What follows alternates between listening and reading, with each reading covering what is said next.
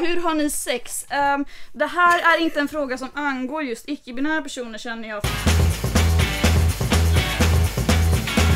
Vi ska svara på frågor. Frågor som ni aldrig vågat ställa.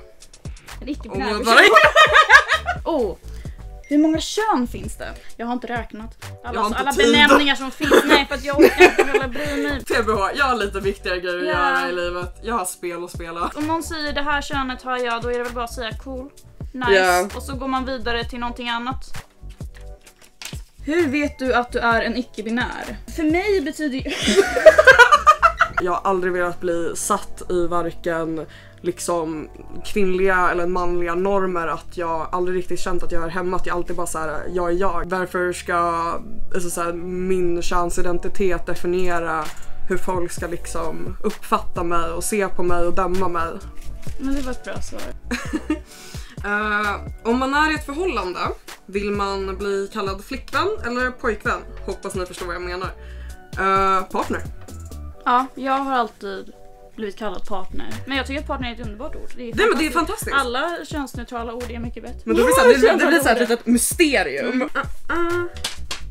Känner du dig förolämpad när eller om någon benämner dig med ett hon respektive han?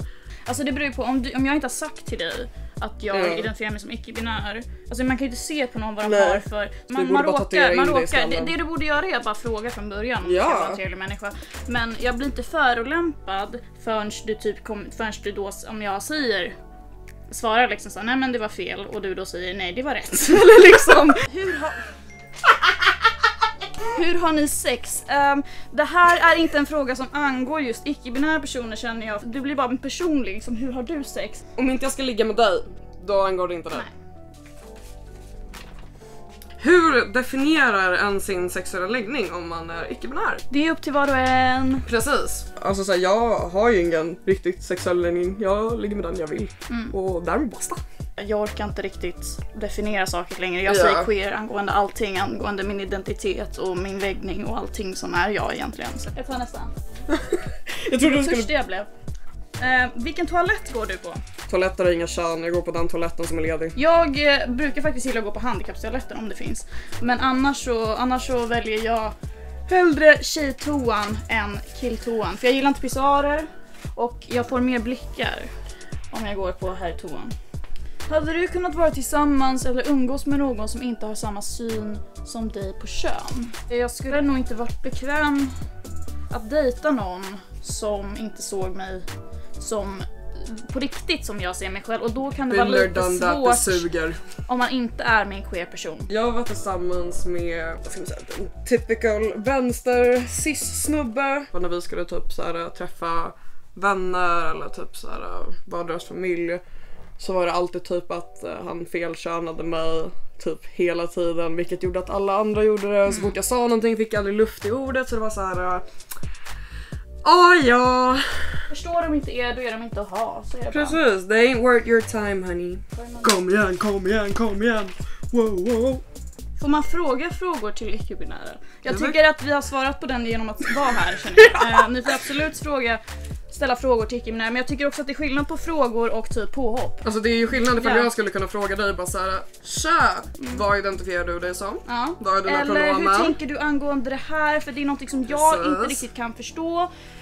Hur ser du på det här? Alltså mer respektfull, så länge du är respektfull. Vaknade du upp någon dag och bara, jag är icke-binär? Nej. Jag tror inte jag skulle säga att jag vaknade upp. Men man kanske mer fick en insikt. Jag fick insikt, ja. Men det handlar ju bara om när man blivit så pass bekväm, om man börjar ifrågasätta saker. Alltså såhär, ifrågasätta samhällets normer, ifrågasätta såhär. Varför mår jag så dåligt i mig själv? Vad är liksom problemet? Är det kanske att jag faktiskt inte känner mig bekväm i den här normen, i den här boxen som jag satt mig i? Och hur ska jag ändra på det? Och då var mitt sätt att börja använda hen och den som pronomen. Kalla mig själv för icke-binär och säga åt alla att kalla mig inte för tjejen. Får ni ofta säga vad för kön ni föddes som? Vi får ofta frågan, tror jag. Jag har ju fått den frågan av typ oftast då någon typ ignorant människa som bara, men vad är ditt riktiga kön? Vad har du mellan benen? Och då kommer jag alltid där med min trick question, för jag är född intersex. Så... Vill du förklara vad det är för folk? Ja, gud, okej. Det handlar om att personen då är född med en variation av de båda biologiska liksom genitalierna. När du då föds får dina föräldrar välja vad du ska bli. Och sen blir man tvångssteriliserad. Är det någonting som man gör fortfarande?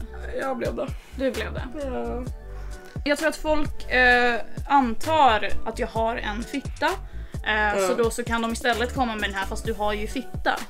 Och då kan jag säga, ja men det har du ju inte sett och det har, för mig har inte det med saken att göra. Även om jag har fitta så spelar ju inte det någon roll egentligen. Eftersom vi nu inte pratar om genitalier utan vi pratar om könsidentitet. Och det är en stor skillnad på genitalier och könsidentitet. Det är vad... Det är 4 kvar. Jag får hålla den medans.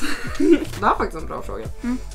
Äntligen. Är det okej att fråga vad hen föredrar för pronomen eller är det du? Nej, det är fantastiskt! Superbra. Fråga folks pronomen, det är jättebra. Det är så här, hur blir du populär på en fest? Fråga folks pronomen. Vad vill ni att man gör när man råkar säga fel?